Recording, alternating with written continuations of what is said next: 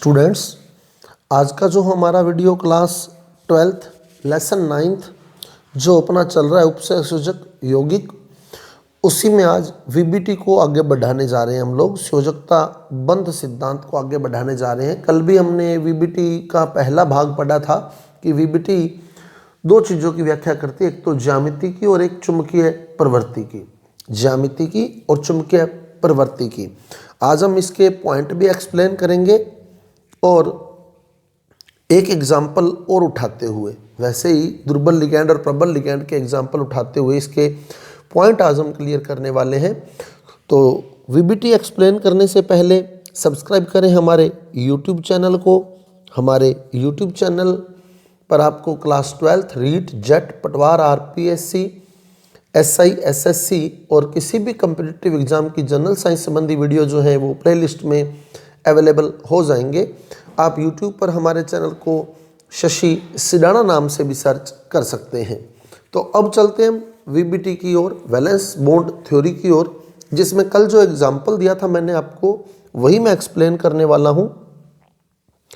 एक दिया था मैंने COF6-3 और एक हमने लिया था COCN6-3। तो कोबाल्ट जो है वो आता है 27 नंबर पे। तो 27 नंबर पे आर्गन का 18, फोरस का 2 20 और 3D का 7 27। आर्गन का 18, फोरस का 2 20 और 3D का 7 27। अब इसमें कोबाल्ट की अगर ऑक्सीकरण अवस्था निकाले हम X मान के, तो वो ऑक्सीकरण अवस्था बनेगी +3। ये मैंने पिछले वीडियो में बताया हुआ है ऑक्सीकरण अवस्था कैसे निकालते हैं धातु की, केंद्रीय धातु परमाणु की ऑक्सीकरण अवस्था कैसे सोल्व की जाती है। तो जिन्होंने मेरे पिछले वीडियो नहीं देखे हैं इस चैप्टर से रिलेटेड, उनके लिंक मैंने डिस्क्रिप्शन बॉक्स में दिए, तो पहले आप वहाँ से पिछले वीडियो देख लें, फिर आपको आसानी से क्लियर हो जाएगा कि कैसे ऑक्सीडेशन स्टेट निकाली जाती है। तो CO+3 का मतलब इसने 3 इलेक्ट्रॉन त्याग दिए, तो 2 इलेक्ट्रॉन तो S वाले चले जाएंगे और 1 इलेक्ट्रॉन जो है वो D से चला जाएगा। तो ये हो जाएगा आर्गन 3D6 4s0। +3 का मतलब इसने 3 इलेक्ट्रॉन त्याग दिए हैं। जब 3 इलेक्ट्रॉन त्याग दिए हैं तो 2 ये गए, 1 ये गया, 3D6 रह गया। अब हमें लिगैंड है F- और F- एक दुर्बल लिगैंड है, तो ये इलेक्ट्रॉन के जोड़े नहीं बनाएगा। तो 3D में कितने इलेक्ट्रॉन है? 6। 3D में 5 कक्षक होते हैं। अब 6 इलेक्ट्रॉन भरने, 1 2 3 4 5 6 इलेक्ट्रॉन भर दिए। फोरस में कितने इलेक्ट्रॉन है? 0। ये 3D के इलेक्ट्रॉन हो गए, ये 4s के इलेक्ट्रॉन हो गए। फोरस में 0। अब हमारे पास लिगैंड कितने हैं? 6 लिगैंड हैं। तो जितने लिगैंड होते हैं उतने ही खाली कक्षक चाहिए होते हैं। अभी कितने खाली कक्षक आए? 1।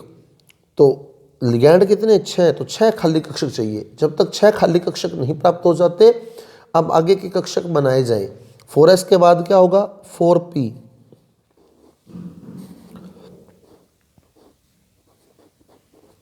4p कल के वीडियो में मैंने क्लियर किया था कि खाली कक्षक क्यों लेने हैं। तो मैं फिर आपसे निवेदन करूंगा, अगर पिछले वीडियो आपने नहीं देखे तो डिस्क्रिप्शन बॉक्स से पहले पिछले वीडियो देख ले, फिर आपको बहुत अच्छे से क्लियर होगा टॉपिक। 4s के बाद 4p, 4p के बाद आएगा 4d।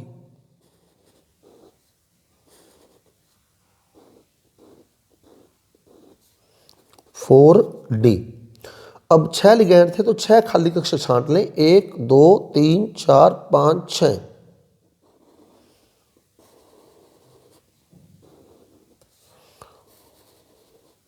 तो ये 6 खाली कक्षक हमने छांट लिए।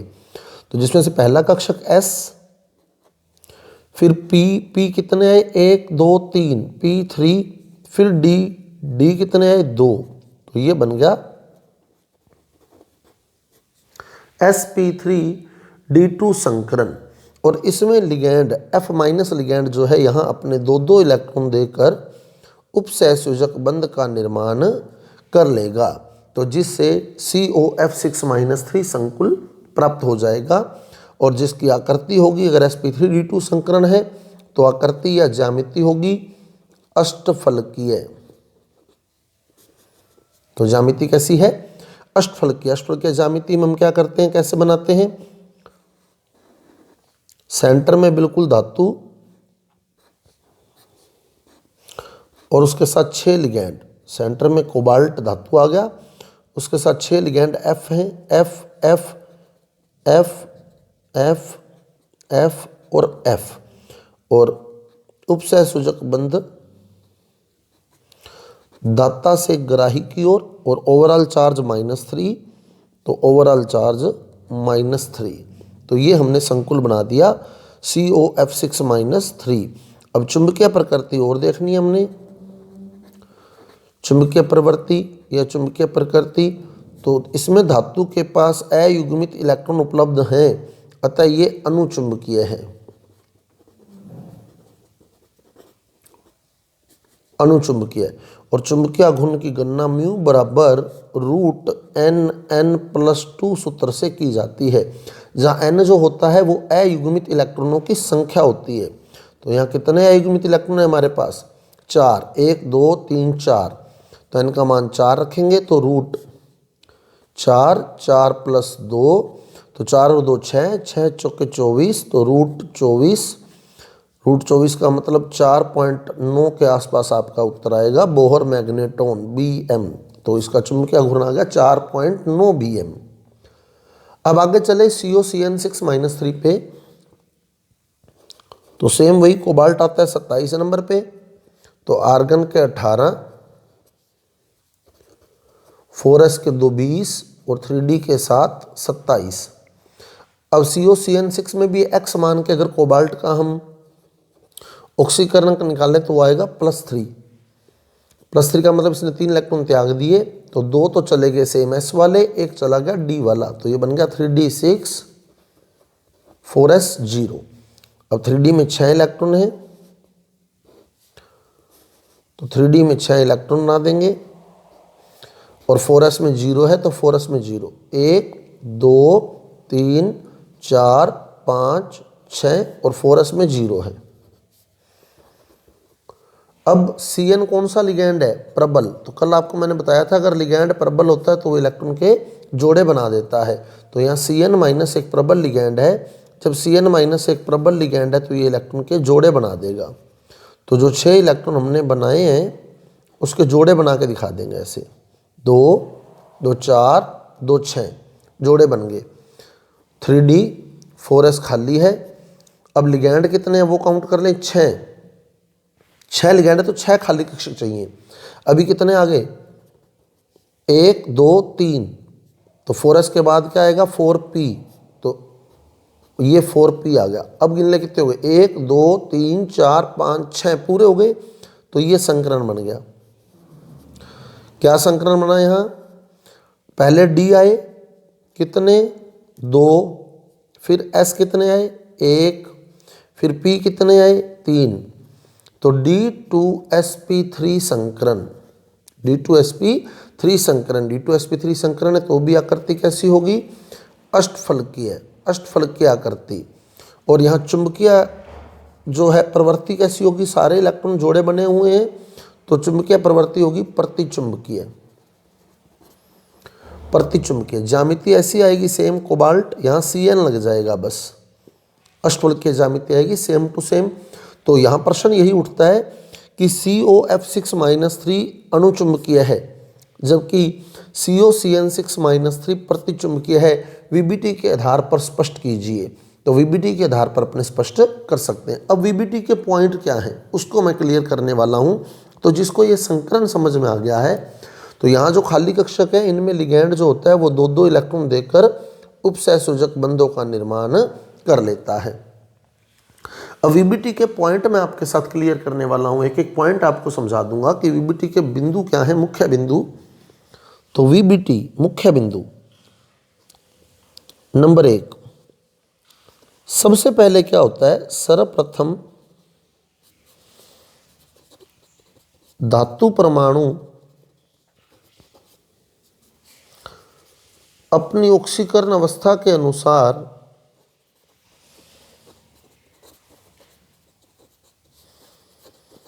सर्वप्रथम धातु परमाणु अपनी ऑक्सीकरण अवस्था के अनुसार, पॉइंट क्लियर करूंगा मैं, अभी तो लिख रहा हूं, फिर पॉइंट क्लियर कर दूंगा आपको। तो सर्वप्रथम धातु परमाणु अपनी ऑक्सीकरण अवस्था के अनुसार इलेक्ट्रॉन त्याग कर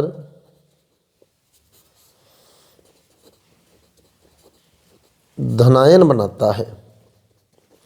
यह पहला बिंदु है वीबीटी का। सर्वप्रथम धातु परमाणु अपनी ऑक्सीकरण अवस्था के अनुसार इलेक्ट्रॉन त्याग कर धनायन बनाता है। तो यहां आप देख सकते हैं ये धातु परमाणु था कोबाल्ट, जिस पर कोई आवेश नहीं है, तो ये धातु परमाणु हो गया। क्लियर। इसने क्या किया, इसकी ऑक्सीकरण अवस्था क्या थी, +3, तो इसकी ऑक्सीकरण अवस्था थी +3। तो इसने क्या किया, 3 इलेक्ट्रॉन त्याग दिए, 2 ये वाले, 1 ये वाला, और धनायन बना दिया। ये धनायन बन गया CO+3। तो सबसे पहले क्या हुआ, धातु परमाणु अपनी ऑक्सीकरण अवस्था के अनुरूप, जो इसमें ऑक्सीकरण अवस्था थी इसकी, उसके अनुरूप इसने इलेक्ट्रॉन त्यागे और धनायन बना लिया। तो ये पहला बिंदु है। सर्वप्रथम धातु परमाणु अपनी ऑक्सीकरण अवस्था के अनुसार इलेक्ट्रॉन त्याग कर धनायन बनाता है। अब धनायन ने क्या किया, दूसरा बिंदु देखो, धनायन क्या करता है। धनायन यानी धातु आयन, धातु आयन कह दो चाहे धनायन कह दो, धातु आयन या धनायन। उसके बाद ये धनायन बन गया। अब धनायन ने क्या किया, लिगैंड के साथ बंध बनाने के लिए खाली कक्षक उपलब्ध करवाए। क्लियर। हमने क्या कहा था, जितने लिगैंड है उतने ही खाली कक्षक ले लेने हैं। धातु आयन या धनायन लिगैंड के साथ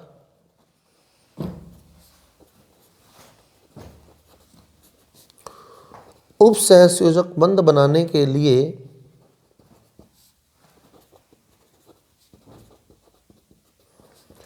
खाली कक्षक या रिक्त कक्षक उपलब्ध करवाता है।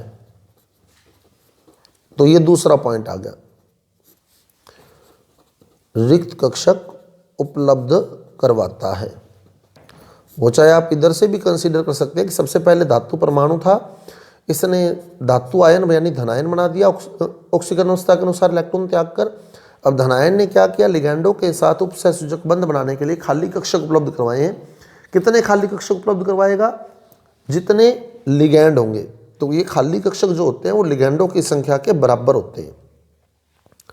तीसरा पॉइंट, ये जो खाली कक्षक हैं ये आपस में जुड़ जाते हैं। उसके बाद हमने क्या किया, ये 6 कक्षक आपस में जोड़ लिए और संकरण बना दिया। जैसे हमने यहाँ का sp3d2 संकरण, यहाँ क्या D2sp3 संकरण। तो ये खाली कक्षक संकरण में भाग ले जाते हैं। अब रिक्त कक्षक क्या होता है, रिक्त कक्षक संकरण में भाग ले जाते हैं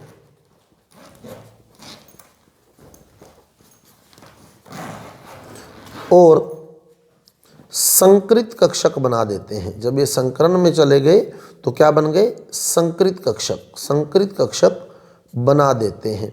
जैसे यहाँ हम कहेंगे D2sp3 संकृत कक्षक, यहाँ हम कहेंगे sp3d2 संकृत कक्षक। क्लियर। तो ये खाली कक्षक क्या हुआ, अब संकरण में भाग ले गए और संकृत कक्षक बना दिए। अब संकृत कक्षकों में लिगैंड इलेक्ट्रॉन दान कर, इनमें क्या किया, लिगैंड ने 2-2 इलेक्ट्रॉन दे दिए और धातु के साथ उपसहसंयोजक बंध द्वारा जुड़ गया है। तो संकृत कक्षकों में लिगैंड इलेक्ट्रॉन दान कर दिशात्मक उपसहसंयोजक बंध का निर्माण करता है, या सीधा कह दे उपसहसंयोजक बंध का निर्माण करता है। तो चौथा पॉइंट आ गया, संकृत कक्षकों में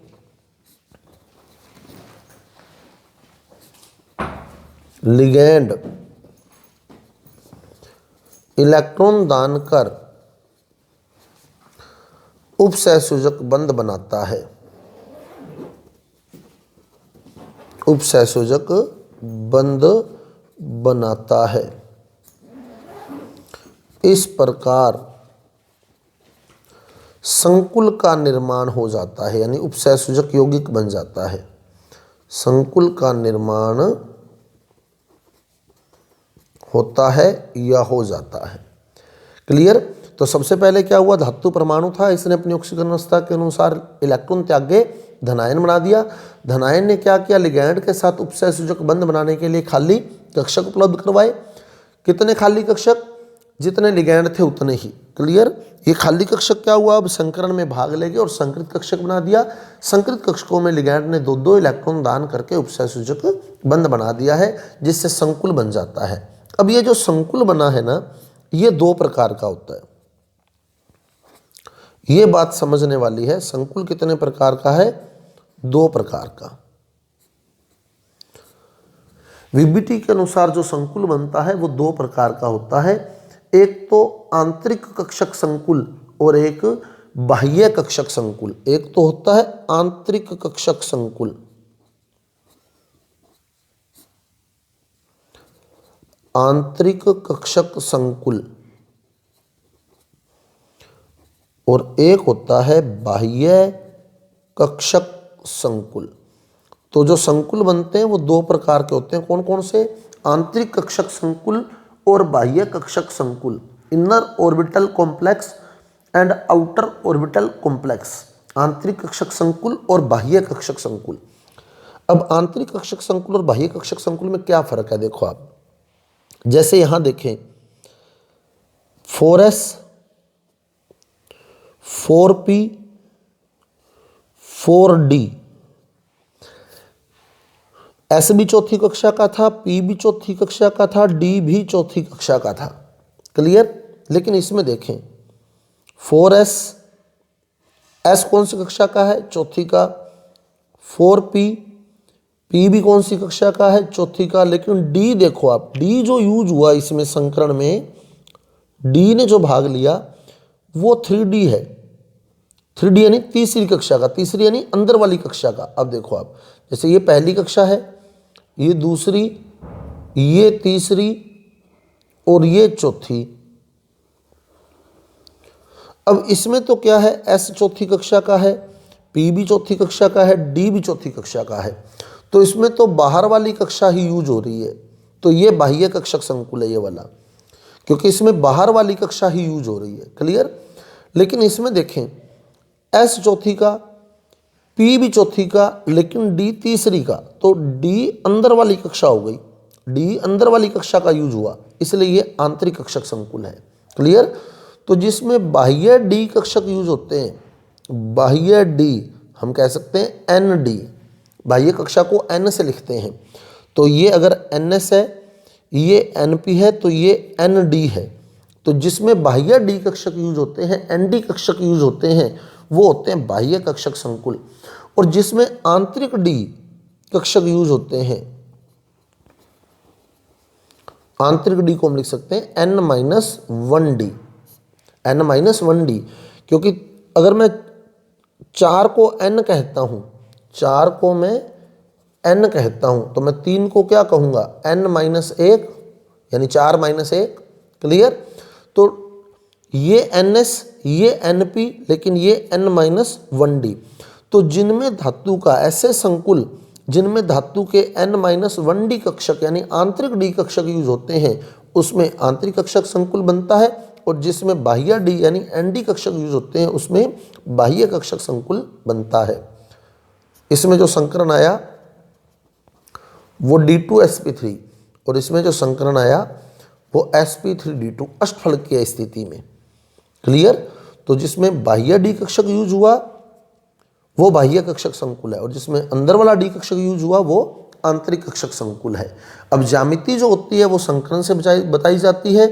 जैसे अगर sp3 संकरण है तो ज्यामिति चतुष्फलकीय होती है, ये कल भी मैंने बताया था आपको। sp3 संकरण है तो ज्यामिति कैसी होगी, चतुष्फलकीय। sp3 के केस में चतुष्फलकीय ज्यामिति। और अगर dsp2 है तो वर्ग समतलीय, वर्ग समतलीय ज्यामिति। sp3d2 हम पढ़ चुके हैं, अष्टफलकीय, और d2sp3 भी अष्टफलकीय। तो ये ज्यामितियां आती हैं। sp3 में चतुष्फलकीय, dsp2 में वर्ग समतलीय, sp3d2 में अष्टफलकीय, d2sp3 में भी अष्टफलकीय। और छठा पॉइंट बनता है, यदि धातु के पास अयुग्मित इलेक्ट्रॉन हैं तो संकुल अणुचुंबकीय होता है, और अगर युग्मित इलेक्ट्रॉन है तो संकुल प्रतिचुंबकीय होता है। तो ये वीबीटी के मुख्य बिंदु हैं। एक एक पॉइंट मैंने आपके सामने रख दिया है। वो जिसको संकरण आता है उसको वीबीटी भी आती है। तो सबसे पहले क्या हुआ, वापस देख लें। धातु परमाणु ने अपनी ऑक्सीकरण अवस्था के अनुसार इलेक्ट्रॉन त्याग कर धनायन बना दिया। फिर धनायन ने क्या किया, लिगैंडों के साथ बंध बनाने के लिए खाली कक्षक उपलब्ध करवाए। खाली कक्षकों की संख्या लिगैंडों की संख्या पर निर्भर करती है। फिर क्या हुआ, खाली कक्षक संकरण में भाग ले गए और संकृत कक्षक बना दिए। फिर क्या हुआ, संकृत कक्षकों में लिगैंडों ने अपने इलेक्ट्रॉन दान कर उपसंयोजक बंध का निर्माण किया, जिससे संकुल का निर्माण हो गया। अब संकुल कितने प्रकार का, 2 प्रकार का, आंतरिक कक्षक संकुल और बाह्य कक्षक संकुल। आंतरिक कक्षक संकुल को हम लोग क्या कब बोलेंगे, आंतरिक कक्षक संकुल जब डी अंदर वाली कक्षा का यानी n-1 डी यूज हुआ, और बाह्य जब डी बाहर वाली कक्षा का यूज हुआ। तो आंतरिक कक्षक संकुल जब अंदर वाली कक्षा के डी यूज होते हैं, बाह्य कक्षक संकुल जब बाहर वाली कक्षा के डी यूज होते हैं।